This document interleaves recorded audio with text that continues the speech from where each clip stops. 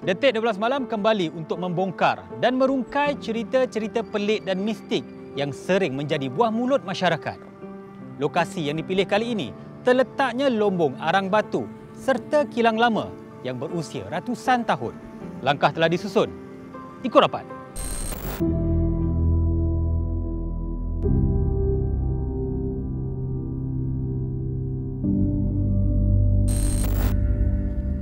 Kewujudan Pekan Warisan Batu Arang yang terletak di Rawang, Selangor menyimpan pelbagai kisah sejarah yang sehingga hari ini tersimpan di pekan berusia seabad ini. Seiring kewujudan pekan yang diberi gelaran Bukit Emas Mini ini, ada sebuah kilang lama yang menghimpun pelbagai kisah menyeramkan. Sebelum itu, kita dengarkan dahulu sejarah dan latar belakang kilang batu bata Batu Arang, Rawang.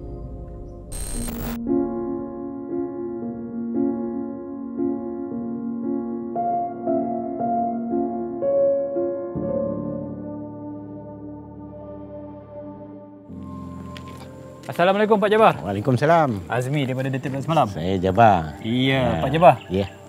Tujuan kita nak berjumpa ni adalah saya nak tahu sedikit lah latar belakang kilang batu bata ni. Jadi boleh Pak Jabar ceritakan sedikit, adakah Pak Jabar memang asal daripada kawasan ni? Saya asal lahir di sini. Memang lahir di sini? Lahir di Batu Arang, saya dibesarkan di Batu Arang. Saya sekolah pun di sini. Saya juga pernah kerja di sini. Sebelum tu, adakah ahli keluarga pun pernah juga? Ayah saya pernah kerja juga dalam kilang ni. Berapa lama? Dalam 20 tahun. 20 tahun juga? Ya. Sejak tahun berapa tu? Tahun 60. Bersambung pula dengan Pak Jabar? Saya lepas ayah saya dah pencen, Aha. dah tak kerja. Saya masuk ni dalam tahun 80-an. Saya kerja dalam masa 2-3 tahun lah. Tak lama. Jadi apa tugasan Pak Jabar di kilang ni? Saya sebagai seorang welder. Welder? Welder apa tu? Welding machine. Welding mata pisau yang potong tanah tu.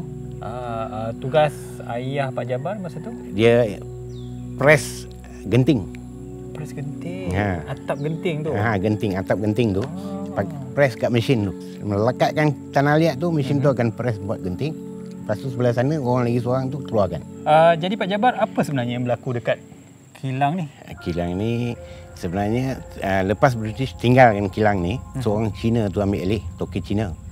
Lepas toke Cina ni syarikat Australia beli. Lepas syarikat Australia ni jalankan niaga ni, dah lama besok Cina seorang lagi beli. Cina ni yang buat pinjaman bank sampai tak mampu nak bayar, bankrupt. Itu yang bank lelong ni dengan satu pemaju.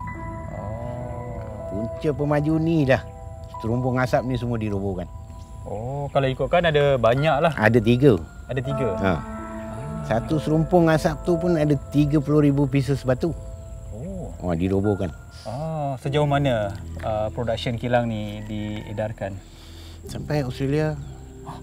Dia pergi luar negeri banyak. Betul? Pasal kita punya produk good quality. Quality dia memang bagus masa itu. Sangat-sangat bagus. Okey Pak Jabar, saya difahamkan kilang ni sahaja dah berusia lebih 100 tahun, betul Ya, betul. Betul. Memang dah lebih daripada 100 tahun. Pada masa tahun 2011 dia sudah 100 tahun.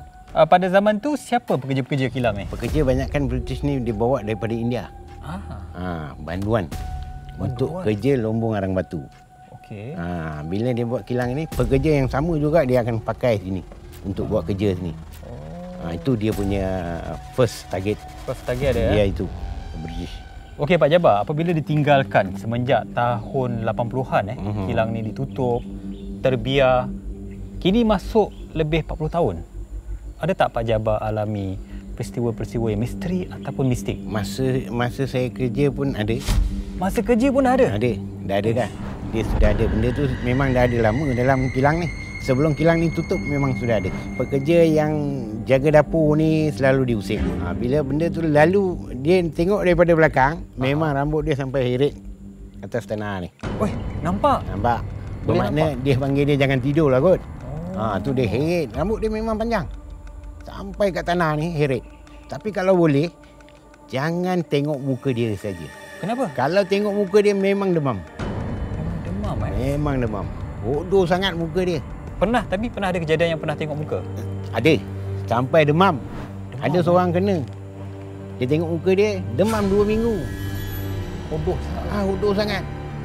Dia kata tak boleh tahan tengok muka dia. Takut, dia kata. Dia lalu. Memang ramailah yang pernah nampak. Ramai yang jaga dapur ni semua nampak. Pasal dapur ni ada seorang jaga, dapur sana ada seorang lagi jaga. Dia akan lalu. Dia takkan kacau orang ni, dia cuma cuit orang tu, dia jalan. Suruh bangun lah, suruh bekerja lah. Bermaknanya mungkin orang ni dia pejam mata kan. Dia suruh dia jaga dapur lah, jangan tidur. Dia kata jangan makan gaji buta kan. Mungkin saya tak tahulah kan. Dia punya cara itu. Jadi pada pandangan Pak Jabar, makhluk tu makhluk apa? Mungkin dia orang kata Pontianak. Saya tak tahulah kan. Itu pasal dia seorang perempuan rambut panjang tu, dia kata Pontianak. Kadang-kadang dia menangis, kadang-kadang digelak. Dia nangis macam budak kecil. Ada dengar suara? Boleh dengar kadang dia punya suara. Nasib baik you dengar lah. Dia suka pokok macam ni, pokok jawi ni. Pokok jawi ni? Pokok jawi ni kan dia banyak gayut tali-tali kan. Dia suka gayut. Bila dia gayut kadang dia gelak.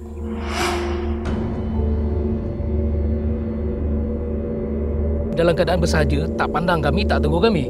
Baju warna merah. Saya berat nak cakap.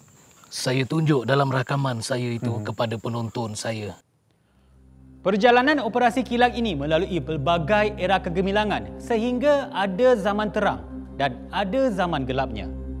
Persoalannya, adakah peristiwa-peristiwa misteri dan menyeramkan berlaku sebelum atau selepas kilang ini ditutup?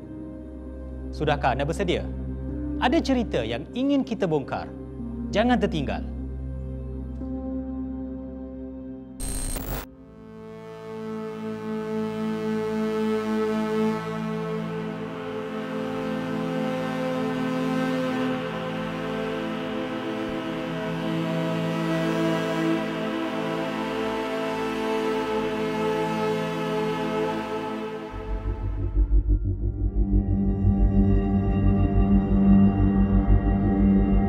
Okey, Tok Bugis, terima kasih bersama Detik Semalam. Sama-sama tuan. Okey, Tok Bugis ni namanya datang daripada mana?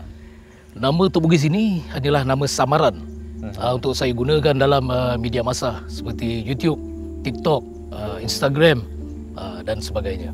Okey, sejak bila Tok Bugis berkecimpung dalam aktiviti paranormal ataupun penjejakan entiti ini? Bermulanya penjejakan dalam bidang paranormal ataupun eksplorasi ini adalah pada tahun 2020. Tapi sebelum itu, saya dan rakan saya telah biasa masuk ke hutan. Dan kita biasa berkemping ataupun jungle trekking, hiking dan sebagainya. Dan biasalah bila dah masuk kawasan-kawasan sebegitu, tempat-tempat tinggalan begini, pasti kami akan berdepan dengan situasi mistik itu tadi. Dan apabila ada pengalaman yang itu, barulah saya tercetusnya idea untuk membuat konten dalam YouTube pada tahun 2020 bersama dengan sahabat saya iaitu Long Shah. Okey, jadi apa tujuan perkongsian yang Tok Bugis cuba sampaikan? Adakah untuk konten saja ke ataupun memang untuk berkongsi pengalaman? Okey, yang pertama sekali adalah kerana minat. Minat dalam bidang eksplorasi ni atau orang panggil explorer. Yang kedua, bukan pasal duit juga. Bukan pasal kita buat konten ini semata-mata kerana duit. Duit tu kita letak perkara yang belakang. Kita pertama minat, yang kedua kita nak berkongsi dengan penonton ini bagaimana lokasi-lokasi yang mungkin mereka sendiri tak berani nak masuk. Apatah lagi bila di malam hari. Selepas jam 12 tu utamanya. Maka saya cetuskan idea untuk membuat konten di YouTube berdasarkan pengalaman yang dah ada. Dan kebetulan kita ada sedikit kelebihan yang Allah anugerahkan kepada kita, kepada saya, untuk dapat melihat perkara-perkara yang mungkin orang lain tak dapat lihat. Itu saja. Boleh melihat boleh lihat alam gaib macam tu. Insya-Allah, segala-galanya dari Allah. Kalau Allah tak izin pada kita itu, tak guna juga. Memang tak akan nampak. Tapi saya dianugerahkan kelebihan itu sejak berumur 6 tahun. Macam tu. Okey, bagi Tok Bugis, setelah melakukan penyiasatan di lokasi ini, apa cerita-cerita ataupun peristiwa menyeramkan berlaku di sini? Boleh ceritakan? Boleh. Setibanya kami di parking hadapan sana, tepi jalan ketika kami sedang menyiap-nyiap alatan, equipment kami, kelengkapan kamera dan sebagainya. Tiba-tiba, bukan saya seorang saja nampak. Malah Long Shah, rakan saya juga ada ternampak kelibat budak lelaki yang memegang joran. Tiba-tiba menjelma, lalu depan kami dalam keadaan bersahaja, tak pandang kami, tak tegur kami. Baju warna merah, membawa sebatang joran, dan kami terus abaikan. Setelah kami masuk, kami meredah semak-semak belukar yang ada di sini. Kami sampai di satu lokasi atau spot yang dinamakan perigi. Ada dalam 3 biji perigi yang tiada penghadang, tiada tembok. Ketika kami sampai saja di situ, selepas rakam, kami hentikan rakaman sebab kami nak naik drone. Jadi, bila kami dah siap nak naik drone, budak itu tiba-tiba muncul di situ. Apa soalan pertama dia kepada kami? Apa abang-abang buat kat sini? Tak takut ke? Seorang budak bertanya kepada kita yang dah dewasa, agak terbalik tu. Patut kita tanya pada dia. Jadi saya kontra benda tu. Saya tanya kembali kepada adik itu. Kau buat apa kat sini, dek? Ini kawasan yang terbiar begini, sangat bahaya. Ada perigi yang macam ni. Kalau kau termasuk dalam ke, kau buat apa sini? Nak mancing ikan, dia kata. Sebab dia buat joran. Namun, yang membuatkan saya percaya itu bukanlah manusia apabila footage drone yang telah diambil. Ketika editing video, ketika itulah baru saya perasan budak itu berdiri sebelah kanan saya sedang memerhatikan skrin daripada handphone saya tentang pemandangan drone. Dan perkara itu disedari juga oleh rakan saya Longsha. Budak itu confirm ada. Bila saya buat editing, saya cek footage tersebut. Alangkah terkejutnya, di sebelah kanan saya ini kosong. Budak itu tidak wujud. Sebab itu saya membuat rumusan secara peribadi, berkemungkinan budak itu merupakan antara arwah yang tidak tenteram. Mungkin. Atau spekulasi yang kedua, mungkin juga budak itu hasil daripada jelmaan kelompok bunian yang wujud di sini. Jadi Tok Bugis boleh simpulkan bahawa lokasi ini adalah kawasan bunian. Juga terdapat satu penempatan bunian. Sebab di mata saya sendiri ada nampak di satu lokasi yang bakal saya tunjukkan kepada anda. Boleh tunjuk kat saya? Jom. Boleh tak?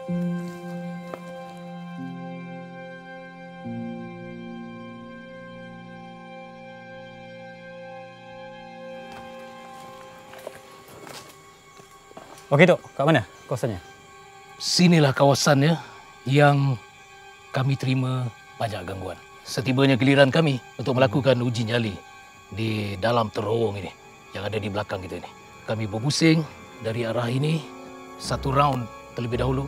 Kemudian saya berdiri bersama dengan partner saya di kawasan hadapan ini. Kerana apa? Telinga saya terdengar seperti tangisan bayi yang ada betul-betul berhadapan dengan kami di balik tembok sebelah ini. Yang lagi peliknya, bila bertanya dengan Longsha, dia tidak mendengar suara bayi itu. Saya seorang yang mendengar. Kemudian saya berdiri lama sikit untuk mendengar lagi. Apabila saya suruh partner saya fokus, baru dia dengar. Sayup-sayup suara bayi menangis. Secara logik akal, di dalam hutan semak begini, siapa pula yang letak bayi dalam ini? Okey, selain daripada bunyi yang dikedengaran daripada kejadian tadi, ada perkara lain yang berlaku? Ada. Ini kira paling kemuncak sebelum kami meninggalkan kawasan ini. Selepas kedengaran bunyi bayi di situ, saya tertarik dengan satu keadaan di sebelah dinding tersebut. Ada satu lorong seperti ini.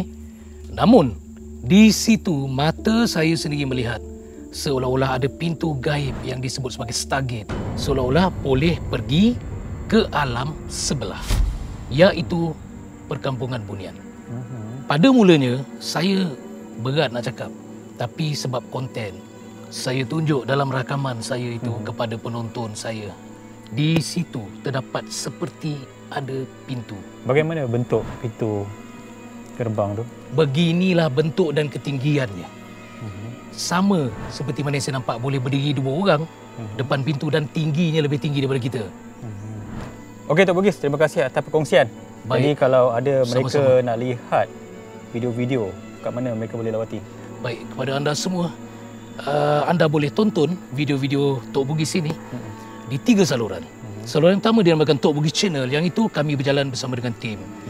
Tok Bugis Official, anda boleh lihat Tok Bugis berjalan secara solo. Yang itu gangguan lebih padu sebab seorang diri. Dan channel yang ketiga dinamakan Tok Bugis Vlog. Yang itu kita buat satu rumusan, satu rungkaian yang dinamakan behind the scene, hasil daripada rakaman kami di Tok Bugis Channel dan Tok Bugis Official. Guys, ada dengar tak? Ada dengar tak? Aku gerak lu. Aku gerak atas, aku naik ke atas. Cerita-cerita bekas pekerja kilang serta aktivis paranormal yang pernah mengalami pengalaman menyeramkan membuktikan kehadiran makhluk halus di sini. Adakah anda fikir pengalaman mereka itu menakutkan? Sekarang saya akan cuba menyiasat untuk melihat sejauh mana tahap keseraman yang akan saya alami.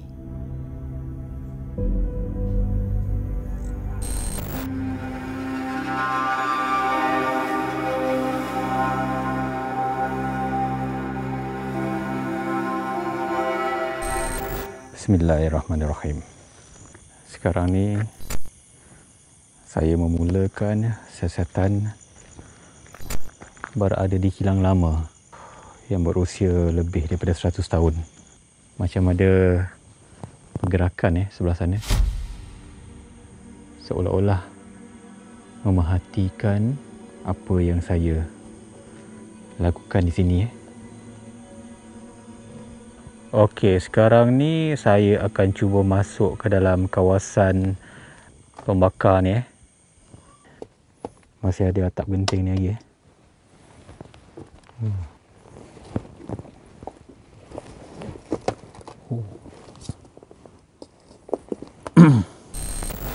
Berada di dalam rumah pembakar ni tak ada banyak rasa kecuali pada mula-mula berada di luar seakan-akan diperhatikan. Oh, belakang ni rasa dia lain sikit dah. Belakang ni rasa dia meremang dah. Okey, bau kapur barus ni makin kuat makin kuat. Okey bang, saya nampak torchlight abang dekat CCTV tu. Torchlight saya dekat mana? CCTV mana? CCTV dekat bilik bakar tu bang. Azari, saya dekat belakang. Saya dekat belakang, bukan dekat depan. Oi.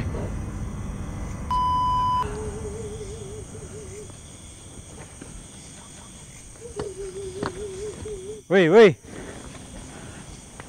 Guys, ada dengar tak? Tak ada bang, saya dengar suara abang tadi bang. Weh, ada menangis ya? Ada orang menangis ya? Mana kau?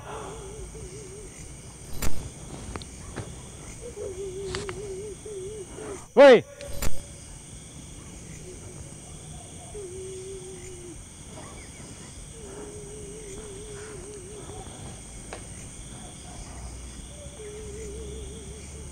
Keluarlah!